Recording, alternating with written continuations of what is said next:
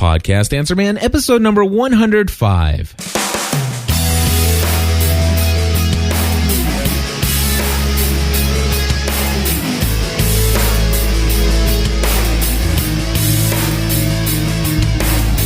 Hello, everybody, and welcome back to another episode of the Podcast Answer Man. My name is Cliff Ravenscraft, coming to you from the live studio here at GSPN.TV World Headquarters, actually recording in front of a live audience for the first time in a very long time for this podcast. We have audio, video, everything streaming out via Ustream, and we're recording here on the Edirol R-09 podcast digital audio recorder. And so I'll be able to see the feedback and thoughts of people as I'm recording, you know, their responses to some of the things that I'm saying here. And feel free in the chat room if you want to say anything you want. And of course, don't feel like you have to keep it on topic. If you guys want to just chit-chat about how nice the weather is wherever you're at, that's fine as well. I know we got Kylie, who is in France, and Steve, who's in Indianapolis, and I'm not sure exactly where Mary's at, but anyway, it's kind of cool just to have folks there. Now, I don't typically record Podcast Answer Man live in front of an internet audience with the chat room and the stream and everything running. Not for any purpose other than the fact that we already do enough live shows that kind of tie me to a very specific schedule. And so I choose to do some shows without the distraction of making sure that the audio's working perfect for everybody. And by the way, Mary's from Louisiana. Thank you, Mary. And so yeah, I don't typically do Podcast Answer Man live because I oftentimes am very much focused on the people who are listening and what's going on with the chat and what kind of conversations they're having. Whereas Podcast Answer Man is usually I'm teaching or talking or answering questions or I'm interviewing, and so it doesn't always lend itself well to a live show. Although I think anything could be live, but then again, I think almost everything could be better depending on what your experience level is in podcasting. So I think was it episode 41 of Podcast Answer Man, if I'm not mistaken? It was called The Pitfalls of the Live Show. And if you haven't heard that one and you're considering starting out on doing podcasting and you've been thinking, oh, I think I'll try Blog Talk Radio or TalkShoe.com or Live 365, there's nothing wrong with any of those services. And they can lend themselves well for building an audience because people are consistently on those sites, and it's a great way to build a show. But if your main thought for your show is to have extremely high audio recordings and you want to build your audience one person at a time or just a few people at a time through word of mouth and whatever other marketing means that you have, and you feel like you can build an audience without the help of people happening to catch you live, I'm really a proponent of pre-recording audio in your own studio on your own time, and that way you have very few distractions, if any. You can always go in after you're done and edit out the parts that didn't quite sound the way you wanted them to sound and stuff like that, and then you just put it up on the internet and allow it to be listened to on your website or downloaded via podcast form. And you got always, the only thing people ever hear are just consistently high quality audio recordings. That's the proponent of, I'm a proponent of that type of recording. Now, with that being said, obviously I do a lot of live shows. I think my wife and I do, let's see, right now we're doing 1, 2, 3, 4, 5, 6. We do 6 live shows a week. And I think it's Wednesday night after the TV show Lost, we have our largest audience as far as our live audience. And I think this past week we had about 90 people in the chat room. Or maybe it wasn't this week, but a couple weeks ago, we had about 90 to 96 people in the chat room. And we had probably about 185 people viewing the show live. And that is a lot of people, and it's a lot of fun. It adds a lot of excitement and stuff like that. I will tell you that those are great. I also had a show on Friday night, this past Friday night. We did a weekend review for the TV show Lost. think we only had about 14 people in the chat room, but those are great too. There's something nice about recording live and having the ability for folks to call in if they want to, which is really neat, and also the ability for people to chat with one another and interact regarding the content they're hearing while it's being recorded is a lot of fun to kind of see the immediate reaction. Now, if your content really stinks, like mine sometimes does, you kind of get the immediate initial reaction to that as well. Let's see here. Mary's in there saying something. Now, if they would all just sign up for Plus membership. Oh, yes, all the people who listen to the Lost podcast. That would be sweet. But hey, Mary mentioned the Plus membership. Things are going extremely well for us. And I was just chatting with somebody and put out a tweet earlier today saying that I've just been amazed at God's blessings upon, the business that we're doing here at gspn.tv, podcastanswerman.com. It's just every time I turn around, it seems like there's a new blessing that God's provided, such as, I'm getting phone calls all day long. If you go to podcastanswerman.com/equipment on my site, at the very top of that page, it's kind of nestled right there at the top. It's got my cell phone number. And I do that because I want to be available to answer questions and to consult people on their purchase of audio equipment. And well, I'm getting the phone calls coming in like daily now where people are finding me on Google. And the reason I know is because I ask folks how they heard about me. And a lot of it, I'd say about 40 to 50% is referral. So-and-so, I was talking to so-and-so and they told me that I should call you or go to your site. And I saw your number at the top of the page on your equipment page. And I said, oh, great. And of course, the other people are coming from Google on a consistent basis. They're looking for podcast consultant, podcast equipment. They're finding podcastanswerman.com and they're calling me. But been very blessed with the amount of equipment sales inquiries that I've had. And I will say that within 10 days, if I wait 10 days from the time that I talk to them, I probably close on about 90% of all the sales questions and consults that I give over the phone. And it's just been a real blessing. And for those of you who have recently purchased equipment from me, I know a lot of you are now listening to the podcast Answer Man. Just want to say thank you. What a blessing it is. And Mary mentioned the Plus membership, which is where I got off on this tangent. Just seeing the number rise on a consistent basis. We're now at 262, and Mary happens to be our 262nd GSPN.TV Plus member. So that is awesome. And we're seeing that grow, and yeah, it's just amazing stuff. It's amazing stuff. But anyway, we're going to get into some questions. I want to give you some answers, some thoughts on questions and subjects that you guys have emailed in. Now, I've gone back in the archive.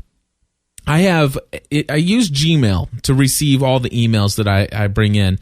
And anytime somebody sends me a podcast-related question, conversation, something like that, I tend to put it in I put a label on it called content-podcast Answer Man. And that if you send me a question for this show, it's going to go into that folder until a time where, like today, I'm looking for some content and I'm looking for some topics to cover in a podcast. And then I pull them out, and that's what I choose from. Every now and then, some of my existing consulting clients, some of my ongoing consistent consulting clients will email me a quick question. It's like, oh, that would be a great topic. So sometimes I'll throw these in here. So that's pretty much where I'm choosing to pull this stuff from. And these come from the archives. These are actually some of this content or some of these questions and feedback has come back from even more than a month ago. So, and some from several months ago. So thank you guys for being patient, for waiting for the answers to these questions. Of course, if you ever want direct one-on-one response, immediately I'm available for consulting as well. But anyway, let's go with Jeff Roney, who's a great longtime listener of GSPN.TV and Podcast Answer Man, somebody who was one of those out there that was very encouraging to me, was a great source of encouragement to me when really fumbling through the idea or the thoughts of breaking out from my insurance career to go full-time into podcasting. So, Jeff, thank you for all of your encouragement in the past. He writes this in an email. He says, Cliff, I think it'd be interesting to compare and contrast Leo Laporte's podcast model of no email link on his website to Chris Pirillo's always available to answer questions podcast model. He says it is a bit sad to see Leo break the he says it is a bit sad to see Leo break what we would consider to be the cardinal rule of start the conversation to strengthen your audience, and basically say, don't email me because I don't have time to deal with it. Anyway, you know what I'd love to know what you think. And you guys can check out Jeff Roney's stuff over at RoneyZone.com. And I have a little guest in the studio here. Hi. Can you say hi to everybody? Hi. Did you come in here to get a piece of candy? If you say hi to everybody, I'll give it to you. Hi. What's your name? McKenna. Do you have a podcast yet? No. When you start your podcast, what are you going to podcast about? Care Bears. Care Bears? You want a podcast about Care Bears? No. Talk into the microphone. All right. Well, how about you say bye, everybody? Bye. Say it into the microphone really loud. Bye, everybody. All right. Here you go.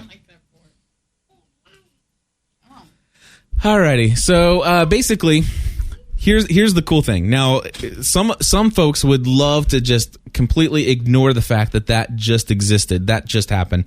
One of my favorite things about the way that I record my podcast is that there's no way I'm taking that out.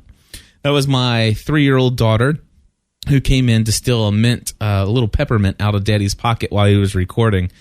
I guess she figured she could get by with it since I wouldn't stop recording to take care of her. But anyway, excuse me. Always fun to have her stop by.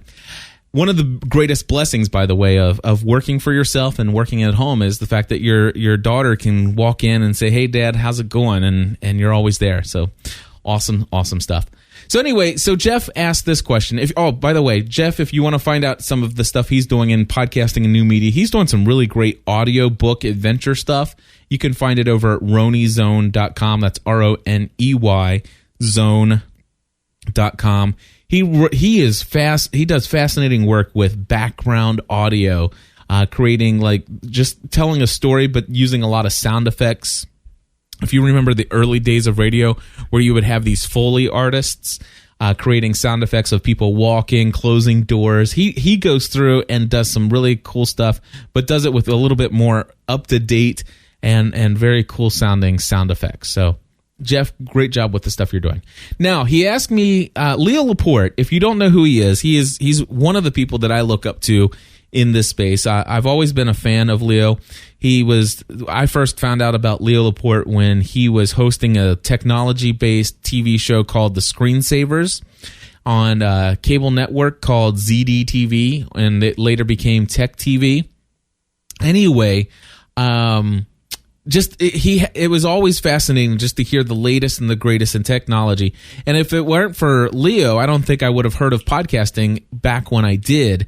And so really I owe a great deal of thanks and gratitude to Leo for introducing me to podcasting through what he's done. And he left Tech TV and did some other things, but he's always been involved in radio. And he's decided to create this podcast network called TWiT, which is This Week in Tech. And you can find his stuff over at twit.tv. And I encourage you to do so if you're interested in technology and some of the other stuff that they do over there. They've got some great programming. This Week in Tech and Mac Break Weekly are the two shows that I listen to on a regular basis. But anyway, Leo has probably, and I listen to him on a weekly basis, so I've heard him throw out the numbers before. But if I'm not mistaken, I think he runs about 100, anywhere between 175 to 250,000 listeners or subscribers to his content. And that is a lot of listeners, if you can imagine. And he's been doing a lot of streaming live and video and audio streaming over the internet as he's recording throughout the week. He's like me. He produces about 20 hours worth of content each week. And he's always broadcasting that stuff live. And no matter when you go there, if he's live, he's got somewhere between 2,000 to 5,000 people who are watching him stream his podcast recording. He's spared no expenses when it came to getting the right equipment to making that look great. Now Leo has said that he does not respond to email. Now I happen to know that he does. And you can send an email to leo@leoville.com. It does go to him. It's not like it automatically goes into a trash bin or filters out or that he never checks it. But the thing is that the guy gets probably gets about 400 to 600 emails a day from listeners. And when you have that much, it is virtually impossible to ever have the rule and the cardinal rule, my rule of answering every single email. It's just not going to happen. So Steve's in the chat room and he says he's been talking about the fact that he has a sister going through and responding to his email now. And he says he just hired her for that, which is cool. And that's one way of getting around that situation is when you have so much. But, for me, I hope this sounds really weird. Sure, everybody, I guess, would love fame. And there's a part of me that would love to have the fame of Leo Laporte and have hundreds of thousands of people listening. But at the same time, I don't know that I ever want to get to the point where I couldn't respond to everybody.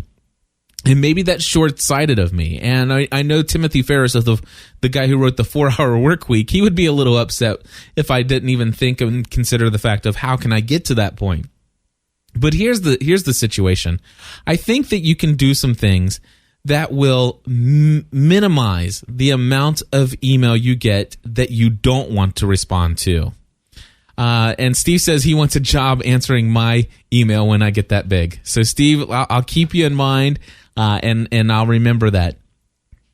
We already have one of our listeners, Barbara B., who said that when we go big and we hire our full-time receptionist, we're going to have all of our phones forwarded to her. She's going to be our receptionist for the Generally Speaking Production Network.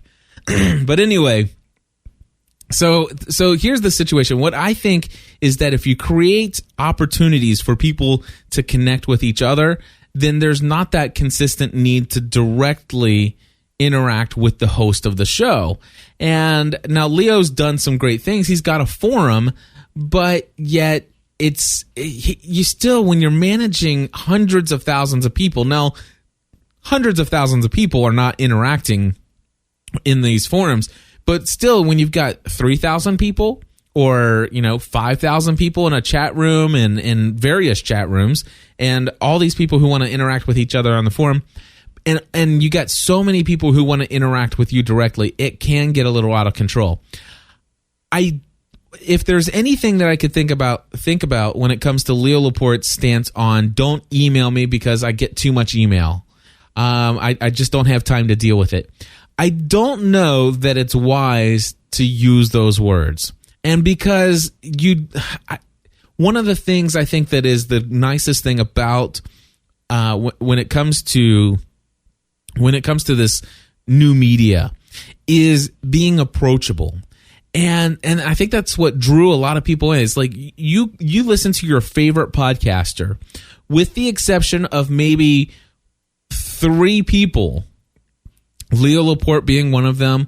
Actually, Leo Laporte probably being the only one I can think of. Even Adam Curry today, which has a huge loyal fan base. Yeah, if you send a message to adam@curry.com, you're going to get a response. Callie Lewis, she's probably, I have no idea what her numbers are, but if I had to guess, I'm thinking maybe 150, 250,000 subscribers that download her shows, her geekbrief.tv. I could be way off. It could be 4 or 5 times that. It might be, maybe 20%. I don't know. But the thing is that I can guarantee you if I send an email to Callie at geekbrief.tv, I'm going to get a response. And that is what's really cool. Now, I have sent emails to Leo, and I've not received a response. Now, with that being said, there have been times I have talked with Leo. He used to do some stuff on TalkShoe.com, and beforehand, he would unmute some people and talk with them and have some conversations. And Leo and I have talked in the past, and in fact, he's the one who turned me on to the Heil PR40 microphone. And he's a very gracious, very kind guy. I think his heart is in the same place that my heart is, in that he loves the people who listen. He loves to interact with the people who listen to his show, and he enjoys that. But when he says, I don't have the time to deal with all of the email and all of the interaction, it's not just a cop-out. It is the absolute truth. There's just too much of it. I mean, this guy's been producing radio for 30 years, or for more than 30 years. So I understand where he's coming from. Now, when it comes to Chris Pirillo always being available, I wonder if he's always available. Of course, I don't follow Chris Pirillo nearly as much. I know he's on Ustream, and I see his desk. I see him away from his desk more than I ever see him there in front of it. But, of course, he's got a huge following, a community of people who are consistently interacting with each other. I think the big deal there is being approachable, I think, is the key portion of this. Having an outlet where people can reach out and connect with you if they need to. And also, at the same time, when your audience is big enough to support a forum or other methods of interaction, I think it's important to give your listeners, your audience, or your community, in our case, the multiple places where they can come and interact with each other.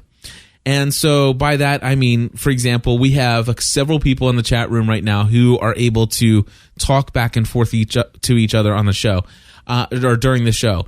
Afterwards, they could go into the forum at gspn.tv/forum, and any of the shows that we do, with the exception of our faith-based shows, they can go in and leave their thoughts, their comments, their anything, and talk not only with me, which I get in there and I frequent the forums very often and respond to many of the threads, some more than others, but I interact with them there. And then, so that's one thing. But of course, then they know that they can email me. Now, if I get a lot of emails that are related to the TV show Lost, honestly, I don't have time to read a lot of emails and respond to individuals on a daily or weekly basis regarding what their theory is of Lost. It's just not something I have time to do. So what happened is that's where the section in our forum for Lost started.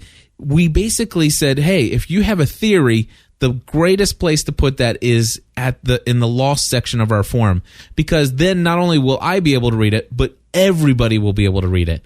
And I guarantee you there are a lot of people in there that would love to know what you have to say.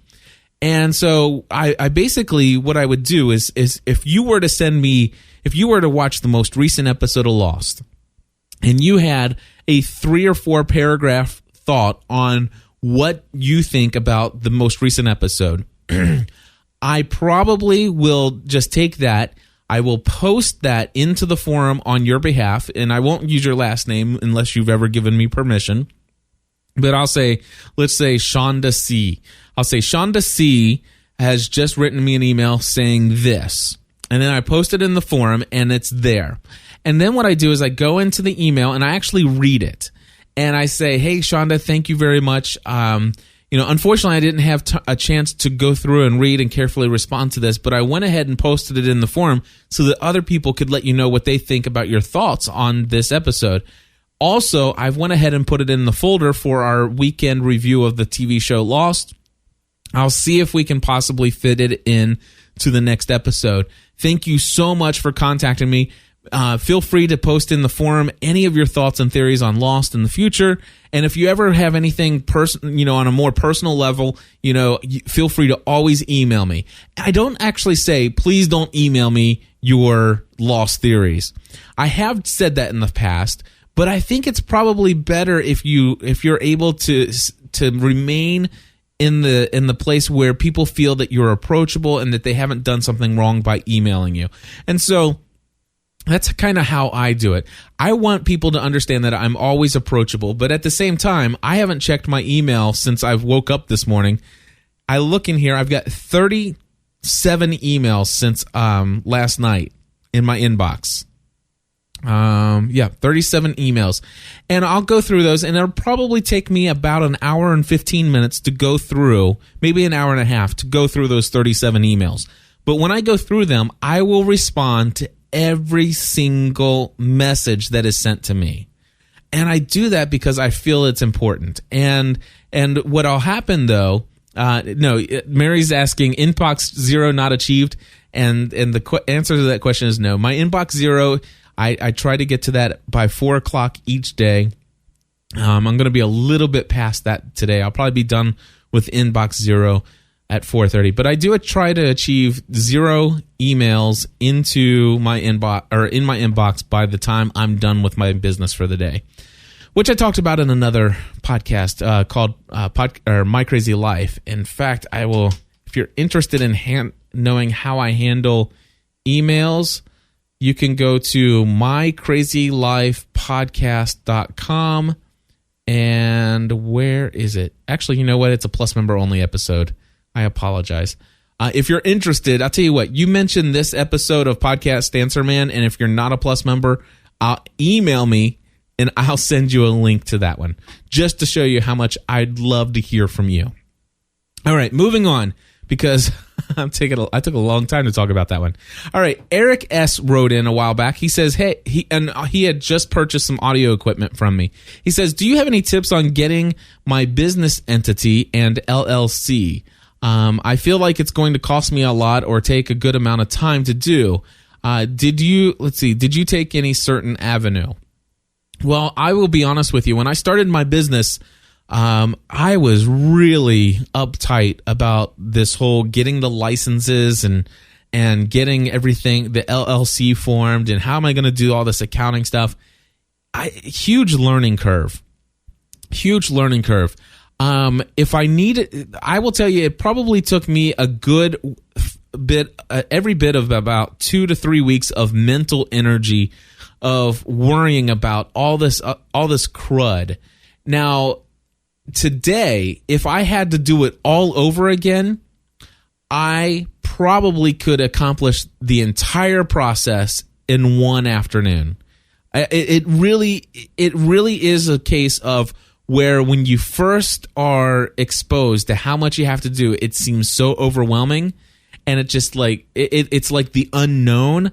But once you go through it once, when you go back, it's like, oh, that's not a big deal. In fact, I was getting very frustrated with some of the folks like my CPA who was hoping to consult me in this area. And I'm like, well, what about this? And they're like, oh, don't worry about it. Just do this. And I'm like, and what about this? Don't worry about that. Just do this. And I'm like, but tell me, I don't want to just do this. I want you to tell me why I'm doing this. And I very much wanted to learn the not just the what to do, but why am I doing it? And because of that, like I said, it took a lot of mental energy. Now I understand all the different things that I'm doing. I understand almost all the different taxes I pay, when I pay them, how to fill out the forms, what to withhold, what gets deposited to the federal government, how, all of these different things. I'm starting to really grasp this, but it's still a year and 3 months into it. It doesn't all make sense. And that's why I'm going to suggest that you do a couple things. Number one, if you don't think you have any legal issues whatsoever and you can pull off single sole proprietorship, and you're just getting started and you want to see if this is going to be something for you, if you think this isn't my suggestion for you, but personally, I think last year I could have probably got by as a sole proprietor. However, I will say that I may have missed out on 1 or 2 different things had I been a sole proprietor and not had an LLC with a federal ID number, such as getting a corporation such as the sponsor for the Family from the Heart podcast. I may have had a little bit of an issue, with them issuing a check to an individual versus an LLC. Chances are maybe not, but I do know going forward with some of the other business ventures that I'll be tracking down, such as wholesale, equipment and stuff like that, it will be a little bit more difficult to get people to work with me individually versus having a federal ID number. So when it comes down to it, having a corporation, an LLC, or being incorporated, I see there are some benefits in the minds of others, specifically working with other companies. Now, that being said, as far as whether you should be incorporated, do a partnership, an LLC, all that other stuff, I'm going to suggest that and just refer you to people out there who focus on that. I'm going to focus on the podcasting end of consulting here and just tell you, you'll probably want to hire a CPA, and you probably want to get somebody who can give you some legal advice at a low cost up front. And as far as the cost of becoming an LLC, it was ridiculously cheap. I think in all total, it might have cost me about $300-$400 for everything to get the ball rolling. And that included all my licenses fees, my state fees, my occupational license, all of those things. So Eric, Eric emailed me and sent this stuff in to me a while back. I'd love to hear from you again, and please email me. Let me know how things are going. Are you doing some podcasting now? I'd love to give you a little airtime here on the Podcast Answer Man if you want to just call in at area code 859-795-4067. I'm going to end this show with one more email from a friend of mine. This is Patrick from spinningsilkmedia.com. spinningsilkmedia.com. Anyway, Patrick wrote in and he labeled his email 2 questions for the Podcast Answer Man. So number 1, when you're out walking with your Edirol recorder, how do you hold it? He says, I assume that you don't just hold it down at arm's length while you walk and swing your arms, or maybe you do, and the Edirol can compensate, or 2, you hold it close to your chest or something. Very good question. So my Edirol portable digital recorder, when I hold this thing, I almost always am holding it in my right arm, and I just grip it in my hand, and I pretty much, if you could just imagine my arm, if I were to, let's see, I'm trying to think. If I were to hold my elbow at a 90-degree angle and just hold my hand kind of in front of my face, but probably about anywhere between 12 inches to 18 inches away from my face, that's where I hold my recorder. So it's pretty much it's in my right hand. The Edirol is almost directly in front of my mouth, but it's a good 12 to 18 inches away from my mouth as I'm recording. And it works perfectly fine. And if I need to, switch over, I'll put the recorder over my left hand, hold it in about the same position in front of my mouth as I'm walking, and it works great. So that's what I do there. All right, number 2, he says, can you talk about how important headphones are when 2 people are recording a podcast? I've already noticed that when my wife and I record a podcast, there are different voice levels, that our different voice levels are distracting. She has a much higher volume level than me. Not an insult. Not an insult, just the facts. She grew up with 5 sisters, and I was an only child for 8 years. Probably had something to do with it. Also, I can see how I need headphones to monitor and adjust my own voice levels. So, first of all, the importance of having headphones when 2 people are recording. I want to say it's extremely important to have headphones, even if there's only one person recording. You want to be able to hear your own voice, and you want to be able to hear almost the exact same thing that's going into your recording. So I suggest that you have some method of setting it up to where you're actually able to monitor what's being recorded. Now, for me, I send the audio out of the CD/tape output of my mixer, which has the same mix or same information or same audio coming out of it as what's sent into the mixer headphones. And so I am listening to the headphones on the mixer, and I'm able to monitor what's going into my digital Edirol recorder right here in front of me. And I'm also able to see the audio levels, the lines, the VMU meter, to kind of tell me, if I'm peaking or not, or if my signal is strong enough. So I have not only a visual representation of audio levels in front of me, but I also have an audio representation in my headphones. So if Stephanie were at the other microphone at the opposite end of the table here, and I'm hearing my voice, her voice should do two things. Number one, I should be able to hear it at the same level as I hear mine. Or number two, I should be able to see her audio levels when she's talking and I'm not. Bring the recording levels on the Edirol, the display, up to the same place where I am. Now, occasionally, Stephanie will get excited and she'll end up talking louder. And occasionally, she'll be very quiet like this. And I'm pretty consistently loud all the time. So there's no question about that. So it does present the fact that sometimes I will, when I'm have my headphones on, I will have to adjust as we're recording. I'll turn her up, her volume or her channel of volume up or down.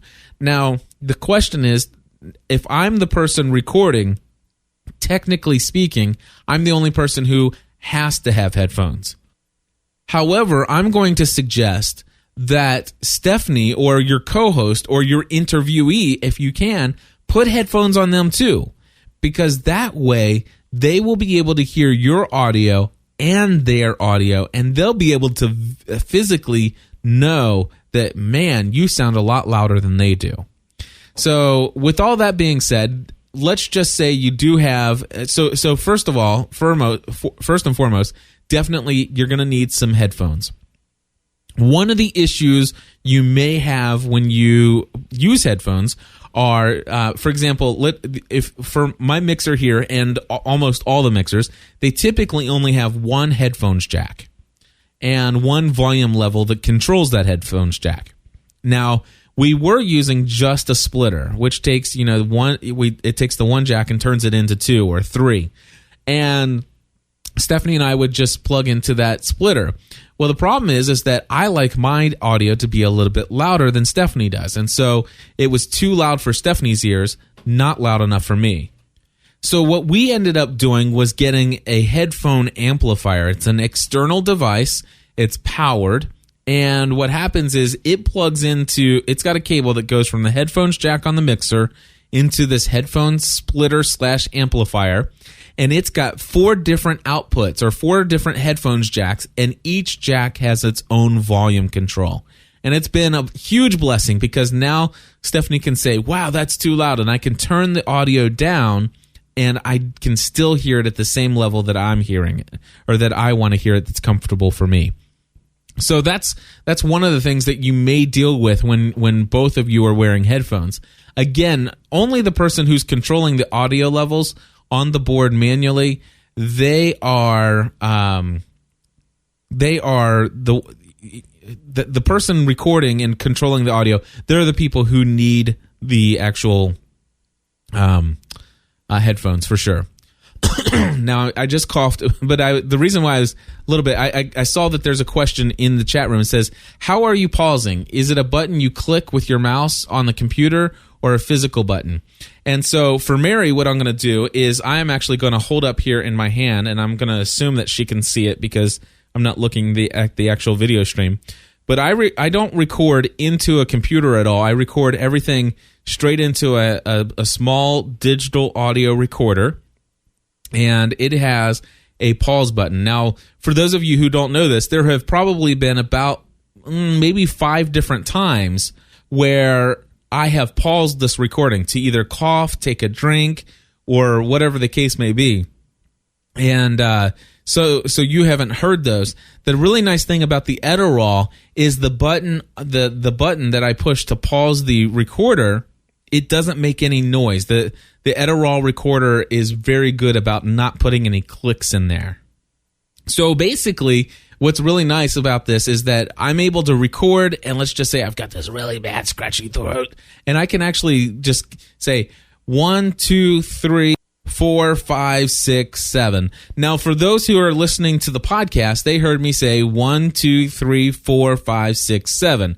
The truth is, though, I actually paused in between 3 and 4. So it's very awesome that you can be able to do that as well. All right, so headphones, audio levels. Okay, one last thing regarding Patrick's question. Let's just say you do have an audio recording where you have one person who's a little bit louder than the other person, and that's a little distracting for you. You can use something that's free called Levelator. Just go to google.com and type in Levelator. It's Levelator. And you have to actually convert your audio recording into a WAV or maybe an AIFF file as well will work. But if it's not already in that format. And then what it'll do is it'll go in and it brings up all the levels to kind of one straight level recording. Now, instead of using Levelator, I use Adobe Audition 2.0, and I use a thing called hard limiting. And hard limiting does essentially the same thing, only it is very much oriented to saying, okay, here is what I want to do. I want to raise and I want to amplify the entire audio recording up to this level, but never increase the audio or never amplify the audio above this. So let's just say I want to increase the audio by 6 decibels, the entire thing. But if I'm already at the peak, if you will, it's called peak limiting. If I'm already at the peak where I want it to be, and there's only a difference of, let's say, 2 decibels before it hits the top of what I set, then it will only take my audio up 2 decibels.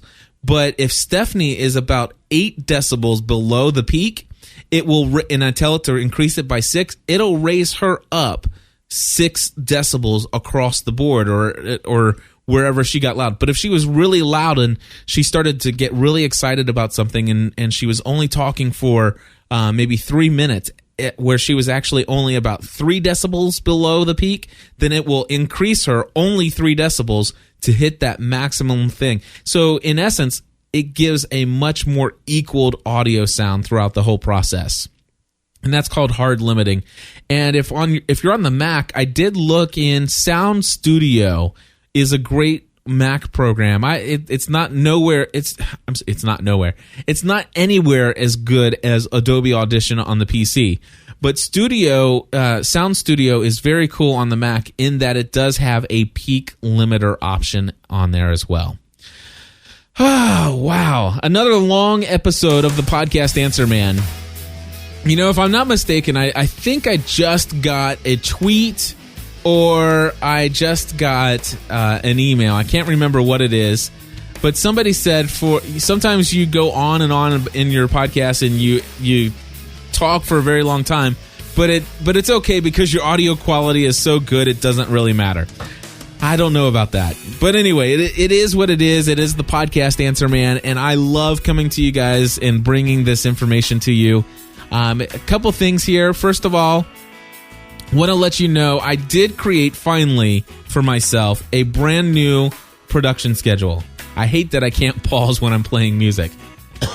Excuse me. All right, but anyway, I figured it up with my new schedule that I have right now, which you can go to gspn.tv/schedule or gspn.tv/calendar, actually. Either way, it'll take you there.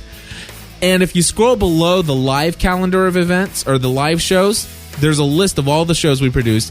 In total, with my new schedule, which is reduced production, I'm now putting out only 20 podcast episodes a week. And so it will probably explain to you why doing these short 5 to 10 minute episodes 3 or 4 times a week hasn't happened. And when it came down to it, I decided, you know what, I'm trying to figure out this living a balanced life stuff, which if you're not listening to mycrazylifepodcast.com, you should listen to it because it really is amazing, all the different things I'm learning about how to focus on my career but not forget about the fact that I'm a husband and a father and a business person, and that I have needs when it comes to physical health and all this other stuff. Really, God's been laying a lot of stuff on my heart. But anyway, one of the things that I decided is I need to get a manageable schedule where people can consistently understand what to expect from gspn.tv and podcastanswerman.com. The good news is, the bad news is that you're only going to get one episode a week of Podcast Answer Man until all the TV shows end. Okay, once the TV shows are done for the season and we go into summer hiatus, then that might open up my production schedule quite a bit. The good news is that it's guaranteed every Monday morning or every Monday I am going to be recording a Podcast Answer Man episode. And so I'm looking forward to that because I do have a lot of additional questions and comments and thoughts from you guys in the community out there. Thank you for that. Continue to call in your questions. Area code 859-795-4067. Again, the voicemail line is area code 859-795-4067. You can email me if you need to, feedback@gspn.tv. And of course, if you are in the need for podcast audio equipment, I am the place to go to for that. I'd love to help you. Really helps support what we're doing here. And of course, if you need some consulting one-on-one, I'd love to talk to you about that. And anyway, thank you all for listening, and take it easy. God bless you all. We'll talk to you soon.